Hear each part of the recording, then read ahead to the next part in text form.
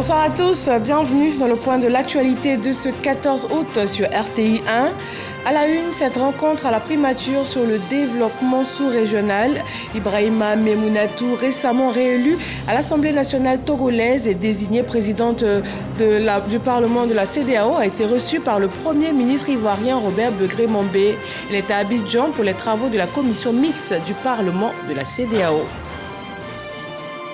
Le pagne traditionnel tissé est une attraction dans le Bomi à 5 km de Thiébissou. Le Tiendan Festival, déjà à sa 8e édition, est le rendez-vous par excellence des promoteurs du pagne baoulé, Sénoufo, Yakuba, Gouro ou encore Burkinabé. Ils travaillent à la valorisation de ce savoir-faire ancestral. Demain, 15 août, l'Église célèbre l'Assomption de la Vierge Marie. Au sanctuaire de Fatima au Portugal, des centaines de pèlerins ivoiriens ont entrepris le voyage spirituel. Ils prient la Vierge Marie à cette occasion, en ce lieu qui attire tous les ans des milliers de pèlerins du monde entier. Une nouvelle souche plus mortelle de la variole du singe se propage dans plusieurs pays du continent africain. Plus de 38 400 cas ont été recensés dans 16 pays depuis janvier 2022 avec 1456 décès. C'est désormais une urgence de santé publique. Merci d'être avec nous sur RTI 1. Le développement de la sous-région ouest africaine au menu lors de la rencontre ce mercredi de la présidente du Parlement de la CEDEAO, Ibrahima Memounatou, avec le Premier ministre ivoirien Robert Begré-Mambé. Elle occupe ce poste depuis le 23 mai 2024 et son rôle est de travailler en synergie avec les autres organes de la CEDEAO afin de résoudre les différentes crises sociopolitiques dans les États membres. Franck Wadio. La présidente du Parlement de la CEDEAO chez le chef du gouvernement ivoirien, Ibrahima Memounatou, élu à la tête de l'institution parlementaire régionale depuis mai 2024, est en Côte d'Ivoire pour une série d'activités spécifiques. Nous sommes en Côte d'Ivoire dans le cadre d'une réunion délocalisée que le Parlement de la CEDEAO organise à Abidjan, en Côte d'Ivoire. Et à l'occasion, nous avons rendu une visite de courtoisie à son Excellence Monsieur le Premier ministre, et visite durant laquelle nous avons évoqué des sujets importants relatifs à la situation dans notre communauté. Et le Premier ministre nous a rassurés de la disponibilité des autorités de la Côte d'Ivoire à continuer par œuvrer pour renforcer l'intégration dans notre communauté. La parlementaire d'origine togolaise est la première à occuper ce poste depuis la mise en place de la première législative en 2000. Elle est à Abidjan pour les travaux de la commission mixte administration, finances et budget du Parlement de la CEDEAO. Ils ont pris fin cet après-midi à l'Assemblée nationale et ont porté sur l'élaboration et le suivi du budget de la communauté. Le renforcement de la coopération entre la Côte d'Ivoire et le Sultanat d'Oman a été évoqué ce mercredi au ministère des Affaires étrangères, de l'intégration africaine et des Ivoiriens de l'extérieur. Le ministre délégué Wotavouna Ouattara a reçu pour en parler l'ambassadeur du Sultanat d'Oman, Saïd Rachid Hilal. Ambroise Asséman et Carmel Dia. Saïd Rachid Hilal Al-Saadi, l'ambassadeur du Sultanat d'Oman, est à Abidjan. Dès son arrivée, il s'est rendu au cabinet du ministère des Affaires étrangères, de l'intégration africaine et des Ivoiriens de l'extérieur. En séance de travail avec le ministre délégué Wotavouna Ouattara, il a évoqué le souhait pour son pays de renforcer les relations de coopération avec la Côte d'Ivoire. Cela passe par l'investissement dans plusieurs secteurs d'activité. Je suis très heureux d'être ici en Côte d'Ivoire. Nous sommes venus en prospection et je découvre votre beau pays. Et donc, je suis là, n'est-ce pas, pour créer des opportunités d'investissement entre nos deux pays. Il faut dire que au niveau du Sultanat d'Oman, il y a des opportunités, n'est-ce pas, qui existent, notamment dans le domaine du tourisme, dans le domaine des investissements. Mais nous sommes surtout là pour prospecter les opportunités d'investissement ici en Côte d'Ivoire. À son calendrier, plusieurs activités, entre autres la visite de la Chambre de commerce et d'industrie de Côte d'Ivoire et du ministère en charge du commerce. Nous sommes dans la période des vacances scolaires et les activités sont nombreuses. Cours d'anglais, natation, club de danse ou encore ateliers de code de bonne conduite. La période est mise à profit de diverses manières. Les parents en sont satisfaits et les enfants s'adonnent à cœur joie à ces activités à la fois ludiques et didactiques. Khalid Diomandé. On va faire pour les reconnaître. Pour leurs vacances scolaires, ces enfants ont fait le choix d'être au club des bonnes manières. Ici, ils apprennent le savoir-vivre et le savoir-être. Ce matin, la coach Coutouan délivre un cours sur l'art de la table. Donc pour faire une table, il nous faut de la vaisselle, de la verrerie et des couverts. La typologie des couverts, la vaisselle, l'attitude à adopter autour d'un repas sont autant de questions abordées avec les apprenants. Ça, c'est le couteau spécial pour le poisson. Et ça, la fourchette spéciale pour le poisson. On leur apprend à dresser la table selon différents menus. Et ensuite, l'utilisation des couverts. Et il est important que dès le bas âge, les enfants puissent avoir ces outils-là afin qu'ils puissent travailler leur caractère, qu'ils puissent travailler, je dirais même leur leadership. Après avoir écouté minutieusement les explications du coach Coutouan, les tout-petits viennent à tour de rôle s'essayer à la mise en place des couverts. Le couteau du dessert et la fourchette du dessert.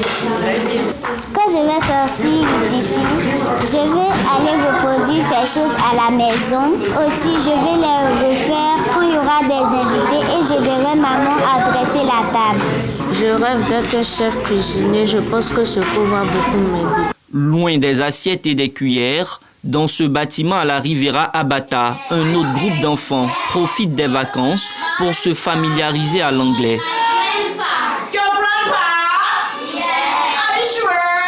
La leçon du jour est consacrée aux grands-parents. How could you describe your grandparents? Yes, Shine? My grandparents are caring. Oh, clap for her! J'aime apprendre l'anglais parce que peut-être quand je grandirai, ça pourra m'aider. L'anglais, c'est chic. Quand je parle, je suis content. Dans ce cabinet, environ 400 apprenants, dont l'âge varie entre 5 et 17 ans, s'évertuent chaque jour à maîtriser un peu plus la langue de Shakespeare le temps des vacances. So what is your ethnicity? Mine is Yakuba. What is your ethnicity? Mine, Bété. Vous voulez que vos enfants réussissent. Ne les éloignez pas de l'anglais. Et ces vacances-là, je pense que c'est le moment idéal. Ces vacances sont aussi le moment idéal pour certains élèves passionnés de danse de s'égayer. Dans cet espace à la Riviera Palmeraie, Mohamed aide les enfants à reproduire des chorégraphies sur des sonorités en vogue.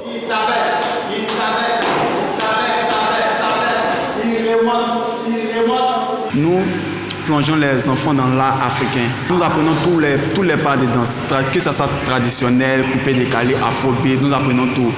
Venus de plusieurs communes d'Abidjan et des pays étrangers, ces gamins prennent énormément de plaisir à esquisser des pas de danse sous le regard de leurs parents.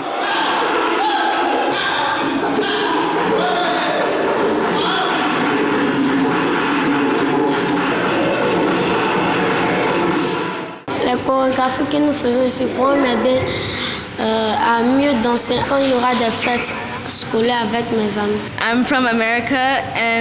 Je viens des États-Unis d'Amérique. J'aime la danse parce que ça m'aide à éliminer le stress et à vider mon esprit.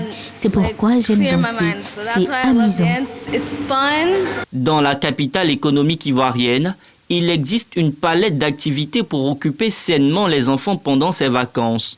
Chacun y trouve pour son compte, selon ses goûts et ses motivations. Autre programme de vacances, cette fois sur les antennes de la RTI, l'émission à succès Variétoscope.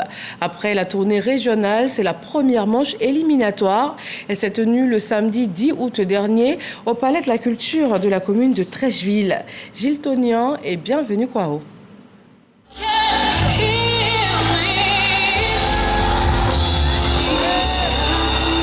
Bienvenue à la première manche éliminatoire de Variétoscope. Une manche qui a débuté en force et en émotion avec 4 groupes venus de l'intérieur du pays. Amamouibia d'Aboisseau, Naseblé du Guémont, Unzasa Group de Maféré et Génération OL de Korogo.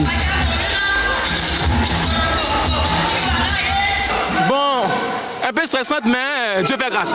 Nous allons quitter Koro, venir rapporter et Inch'Allah, par la grâce de Dieu, nous allons la reprendre. Seule arme empoche leur talent, leur savoir-faire en matière de chorégraphie et de scénographie, mais surtout leur abnégation et leur détermination.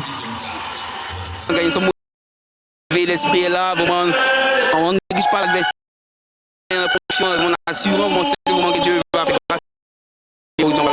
Nous sommes très confiants parce que nous sommes un groupe qui travaille ensemble depuis très longtemps, donc nous connaissons.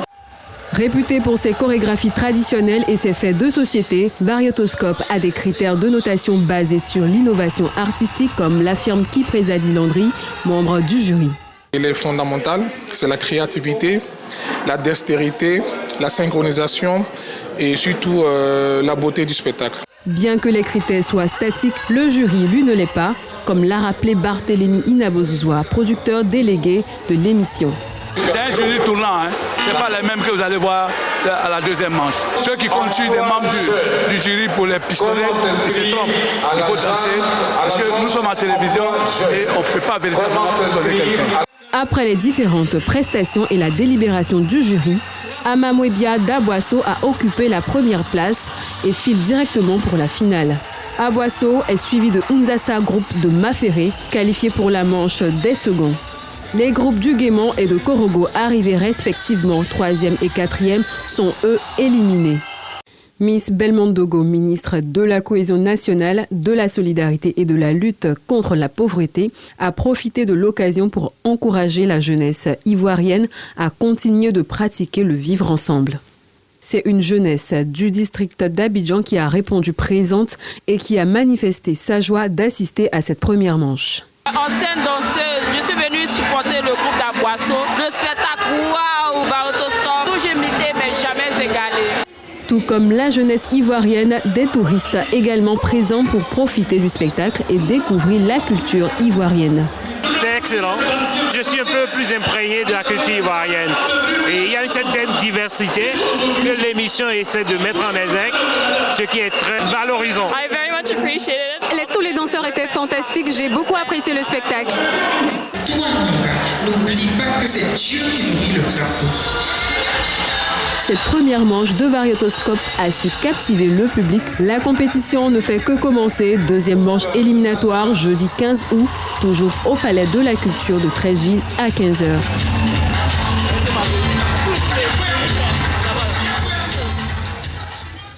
Note triste, 32 élèves issus d'un établissement scolaire privé ivoirien partis au Ghana pour un séjour linguistique ont été victimes d'un accident de la circulation routière lundi à Accra. Le bilan est lourd. 1 mort, 12 blessés.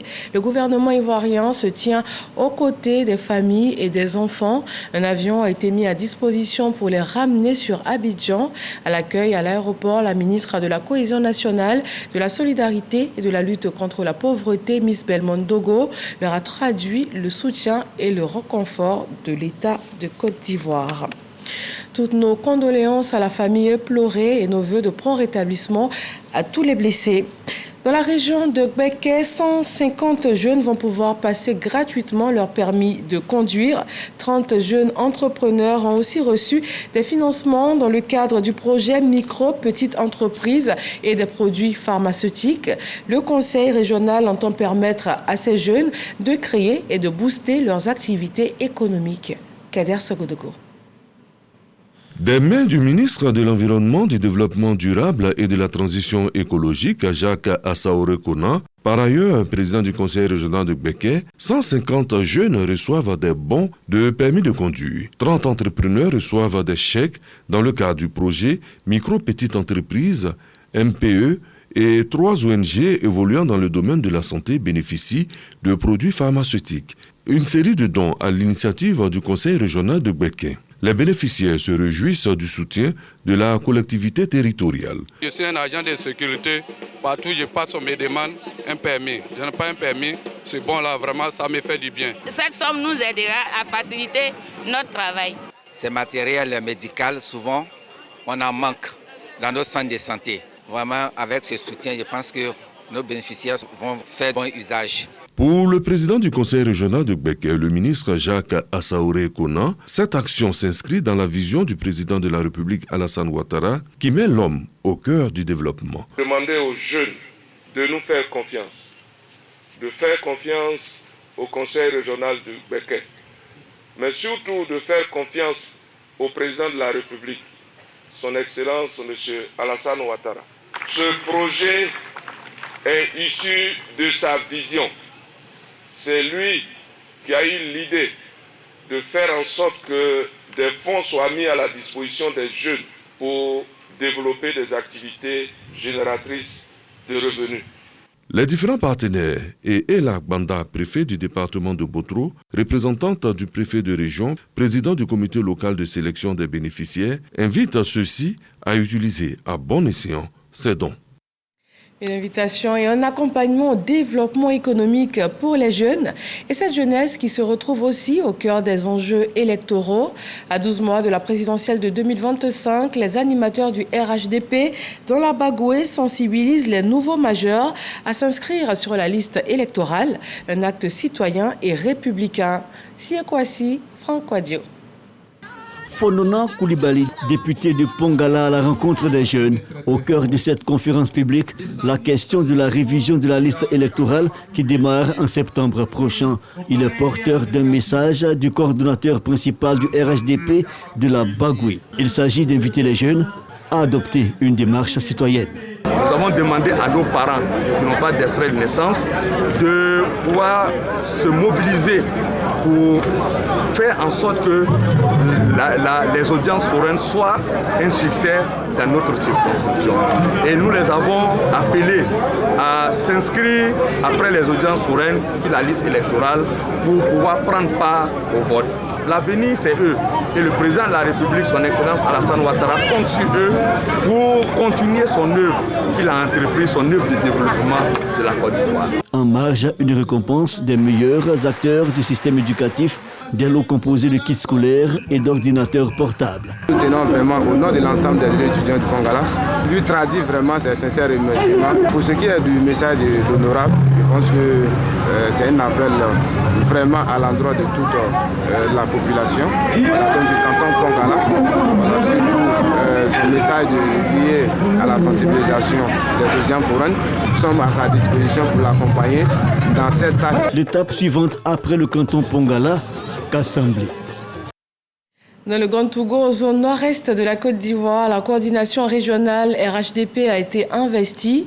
À sa tête, le ministre d'État, Kobena Kwasi Adjoumani. Il promet d'œuvrer au rayonnement du parti dans toute la région. Mama Traoré.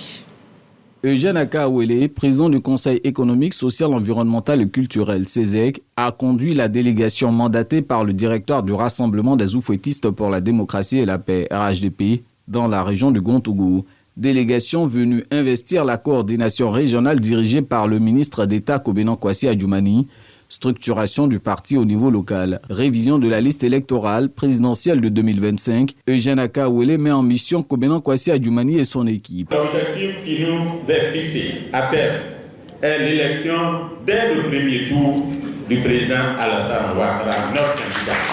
Mais pour atteindre cet objectif, sur le coordonnateur, vous êtes appelé à coordonner l'ensemble des activités de la région du Grand-Togo, comme on le fait, notamment la mobilisation des ressources humaines. Il vous revient également, avec votre équipe, de travailler à faire en sorte que la cohésion au sein des cadres et des militants de notre grand parti ne fasse l'ombre de aucun doute. Consigne reçue par le coordonnateur principal du RHDP dans le Grand-Togo, il promet de faire rayonner le parti et la vision de son président Alassane Ouattara dans cette région. Monsieur le Président, soyez rassurés, dites au Président que ses soldats sont prêts. Nous, à Bondougou, on n'a pas de bouche, on a un seul langage. Notre candidat, incontestablement, c'est le Président Alassane Ouattara. Et nous allons nous battre pour le faire. La coordination régionale RHDP du Grand Togo compte plus de 200 membres. La mission est la même pour les responsables locaux RHDP dans le Haut-Sassandra. Une délégation du directoire du parti s'y est rendue afin de s'assurer de l'installation des coordinations dans la région. Charles Tatou. Action pour l'implantation des formations politiques et la consolidation de leur base. Les responsables de la coordination régionale du RHDP du Haut-Sassandra mettent les bouchées doubles afin de transformer leur région en un bastion imprenable du parti au pouvoir. Le coordonnateur principal de la coordination régionale du Haut-Sassandra, Touré Mamadou, dresse le bilan des activités de sa coordination. Oui, nos parents autochtones, allochtones de toutes les régions ont commencé à comprendre. Monsieur le ministre d'État, allez rassurer le président de la République. La Côte d'Ivoire a changé. Les Ivoiriens ont évolué. Ne regardons pas les débats sur les réseaux sociaux. Ils n'ont plus la réalité du terrain. La réalité du terrain, grâce à vos cadres ici qui sont auprès des populations en milieu rural, toutes les semaines, nous sentons le ressenti des populations. Qu'est-ce qu'elles nous disent? Elles sont fatiguées du bavardage politique. Elles veulent du concret, des actions de développement. Les populations veulent de l'eau, de l'électricité, des routes, etc. Voilà ce qui guide les populations de Côte d'Ivoire. Un bilan satisfaisant fait en présence de l'envoyé du directoire du RHDP en tournée à Daloa dans le cadre d'une mission de vérification de l'installation des coordinations du parti dans la région. L'envoyé du directoire du RHDP, Téné Biraima Ouattara, accompagné du coordonnateur principal de la coordination de la région de Gbeke et de la présidente de l'UF RHDP, exhorte les militants du Haut-Sassandra à doubler d'efforts en s'inscrivant sur la liste électorale en vue de la victoire du RHDP à la présidentielle de 2025. La CEI a lancé la révision de la liste électorale et donc nous devons mobiliser toutes les forces vives de RHDP pour faire en sorte que nous puissions recenser le maximum d'électeurs favorables au RHDP sur ces listes. C'est là l'objet principal de notre mission et nous pensons que le message est bien passé. La région du Haut-Sassandra compte 4 départements, notamment Daloa, ici à Zoukoube et Vavoua. Le 28 septembre prochain, au stade Laurent Pocou de San Pedro, les militants du RHDP de la région du Bas-Sassandra ont décidé de rendre hommage au gouvernement ivoirien et au chef de l'État, le président Alassane Ouattara. Et pour l'heure, c'est la mobilisation. Le ministre-gouverneur Philippe Légré a réuni les forces vives et les militants du parti. Voyons cela avec Éric Goré. Les populations de la Nawa, du Gbokle et de San Pedro se rassemblent le 28 septembre au stade Laurent Pocou de San Pedro pour rendre hommage au président de la République. Un meeting de reconnaissance qui se prépare activement par le ministre-gouverneur Philippe Légré. Il a convié toutes les structures locales du RHDP et les forces vives de ces localités à une réunion de mobilisation.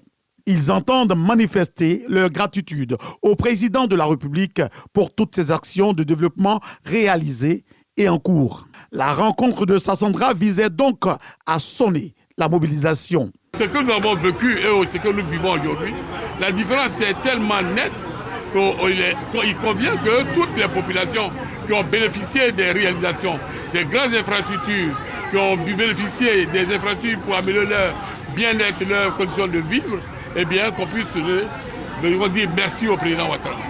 Dans la région du Boclé, comme dans la région de la Nawa, comme dans la région de San Pedro, les réalisations ne se comptent plus. Tout ce qui a été réalisé, vu ce qui va venir, eh bien nous ne pouvons que dire merci au président Ouattara. C'était bon qu'on vienne leur parler de cette mobilisation. Ils ont adhéré à cette idée de la mobilisation. Et nous promettons une grande mobilisation le 28 septembre 2024 ici à San Pedro. Ça permettra à tous les hommes du quartier d'avoir accès et de venir dire merci au président Ouattara. Cette rencontre se tient après celle d'Abidjan, comme pour dire que le comité d'organisation multiplie les rencontres pour réussir cette grande mobilisation attendue le 28 septembre prochain. À Danané, dans la région du Tongpi, on se réunit autour de la cohésion. Les militants RHDP et ceux des partis de l'opposition se sont retrouvés pour un tournoi de football. Il s'agit pour eux de cultiver ensemble un esprit de paix et de vivre ensemble. Christian Mondé, Léon Brou. La cohésion sociale et la paix célébrée autour du sport dans la commune de Danané, région du Tongpi. Partie prenante à ce tournoi, le parti au pouvoir et ceux de l'opposition. Un tournoi organisé par le secrétaire départemental RHDP de Danané pour rapprocher davantage et consolider le vivre ensemble entre jeunes des partis politiques tels que prônés par le président de la République. En tant que représentant du parti au pouvoir ici à Danané, dans la commune, et en tant que vraiment quelqu'un qui sait que c'est des échéances qui en réalité engagent beaucoup les jeunes et que les jeunes sont généralement au devant de tout ce qui est mobilisation, il était de notre devoir de faire en sorte que 2025, là, qu'on prépare ça bien et que ça se termine aussi dans les bonnes conditions. Nous avons à cœur de préserver l'héritage du président de la République, son Excellence Alassane Ouattara, pour que la Côte d'Ivoire continue de prospérer, la Côte d'Ivoire continue d'aller vers l'émergence. La marraine encourage ce tournoi au regard des vertus fédératrices, mais surtout de rassemblement, de pardon et de tolérance du sport. Elle dit son espoir quant à créer un environnement de paix propice aux élections. L'avenir de ce pays appartient à la jeunesse et que cette jeunesse décide au niveau du département de Danané d'organiser un tournoi de cohésion nous réjouit, nous qui sommes leurs aînés. Et avec la politique mise en œuvre, la vision du président de la République qui est que nous devons demeurer dans la paix afin que tout ce qui est entrepris puisse profiter aux uns aux autres. Le RHDP, vainqueur du tournoi de la cohésion et de la paix de Danané. Le Parti des peuples africains de Côte d'Ivoire, PPACI, a tenu sa conférence de presse hebdomadaire. L'objectif était de faire le bilan de l'appel du président du PPACI à réunir d'autres partis politiques autour de ses idéaux. Le conférencier Dano Djedje a annoncé que 28 partis politiques ont répondu favorablement à cet appel. Éric Goré.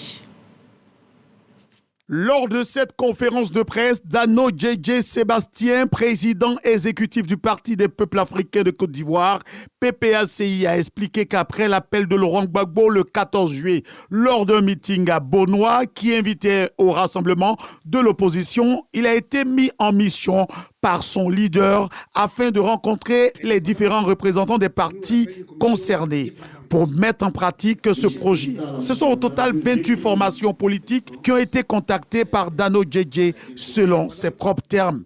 On n'est pas en train de chercher un candidat unique. Hein. C'est ça qu'on cherche, c'est de ça qu'on parle. On n'est pas en train de chercher un candidat. Donc tous qui vont venir à nous, c'est pour mener la bataille pour gagner en 2025. En Côte d'Ivoire, il existe plus de 130 partis politiques reconnus officiellement. La bataille autour de la présidentielle 2025 bat déjà son plein. Le ministère de l'Emploi et de la Protection sociale porte à la connaissance des populations vivant en Côte d'Ivoire que le jeudi 15 août 2024, jour de la fête de l'Assomption, est déclaré jour férié et chômé sur toute l'étendue du territoire national. Et religion avec le pèlerinage à Fatima, des centaines de pèlerins ivoiriens ont entrepris ce voyage spirituel, circuit marial, à l'occasion donc de l'Assomption. Ils sont 265 à avoir bénéficié d'une prise en charge de la Direction générale des cultes. Au programme de leur séjour de 3 jours au Portugal, plusieurs activités spirituelles, comme nous le dit ici notre envoyé spécial, Grace Kando. Fatima, destination prisée par les croyants du monde entier, a une nouvelle fois confirmé sa capacité à raviver les âmes, tandis que les pèlerins ivoiriens, dans une ferveur, ont témoigné de leur foi profonde par des chants, prières et gestes pieux, contribuant ainsi à une expérience spirituelle enrichissante et inoubliable. C'est une émotion, je ne peux pas expliquer. Je suis tellement contente, je n'arrive même pas à réaliser que je suis là. Je suis très très contente d'être là, franchement. Et je confie la Côte d'Ivoire, vraiment la Côte d'Ivoire, pour une Côte d'Ivoire de paix, de tranquillité. Et puis je confie ma famille, je confie mes enfants, et mes amis et puis ma paroisse. Ce pèlerinage marial de l'Assomption 2024, où 265 pèlerins ivoiriens, soutenus par la Direction générale des cultes, ont parcouru le circuit sacré de Fatima. Un séjour marqué par des célébrations eucharistiques, le chemin de croix à Ajustrel et des visites guidées ont permis aux fidèles d'approfondir leur foi et de manifester leur dévotion mariale avec le chemin de l'humilité pour arriver à Dieu. Reportage au sanctuaire Fatima de Hermaniamien et Chantal Akandan. Direction le centre de la Côte d'Ivoire à Gomi, village situé à 5 km de Thiébissou. Le pain traditionnel tissé est en attraction pour la 8e édition du Tchéndon Festival. Ce rendez-vous par excellence des promoteurs du pain baoulé, Sénoufo, Yacouba, Gouro et Burkinabé valorise donc le savoir-faire ancestral qui constitue un pan important de notre patrimoine culturel. Des images avec Victorine Yaoyopoué. Point d'orgue du Tchéndon 8 du peuple Gomi, le concours du meilleur artisan tisserand. Exposition des motifs colorés et variés. Les festivaliers apprécient le niveau de créativité des jeunes tisserands. Ingénieux, ça valorise notre culture, nos chefs coutumiers. Ça ne peut que les encourager à donner les petits secrets. Un des compétiteurs éblouit le jury par son talent et ravit les 3 prix du concours. Mon secret, une image de la nature qui me plaît et j'enregistre une partie de mon cerveau. Je me demande est-ce que si j'associe telle image à l'autre, qu'est-ce que ça va donner? Et au fur et à mesure, c'est un travail qui se fait, qui s'abat sur plusieurs mois. Fils du peuple baoulé, le directeur de cabinet du vice-président de la République dit toute sa fierté. Les villages de Bomi-Kondé Yaokro et Bomi-Zambo ont su faire du pain baoulé une valeur sûre de l'artisanat ivoirien. La labellisation de ce savoir-faire ancestral en 2023 en est la consécration. Le Bomi a vu juste de créer ce festival de valorisation de notre patrimoine culturel. Le Bomi a eu tellement raison qu'aujourd'hui, malheureusement, on a beaucoup d'imitations. Mais comme toute imitation, elle se distingue au bas de l'échelle par rapport à l'original. Et l'original, c'est ici dans le Bomi. Donc je suis fier d'être là pour participer à cette valorisation de notre patrimoine et particulièrement du pain baoulé. Le Tchéndon Festival, c'est aussi la vulgarisation des inventions dans le domaine du tissage. Avec ce métier à tisser moderne, le tissage peut se faire désormais dans un appartement. La 8e édition du Tchéndon Festival, un mix parfait de la modernité et de la tradition. Le thème chefferie et tenue traditionnelle baoulé en est l'illustration. Comme aux éditions précédentes, les peuples Sénoufo, Gouro, Yacouba et Burkinabé, qui ont leur tissage traditionnel en partage avec le peuple baoulé, ont fait le déplacement dans le Bomi à Thiébissou. Et puis en santé, une nouvelle souche plus mortelle de la variole du singe se propage dans plusieurs pays du continent africain. Plus de 38 400 cas ont été recensés dans 16 pays depuis janvier 2022 avec 1456 décès. On note aussi une augmentation de 160% des cas en 2024 comparé à l'année précédente. L'Agence de santé de l'Union africaine a déclaré une urgence de santé publique, son plus haut niveau d'alerte face à cette rapide propagation du virus. Et voilà qui met fin à ce journal. Merci de nous avoir suivis. Demain 20h, retrouvez Kolo Koulibaly. Excellente fin de soirée sur RTI 1.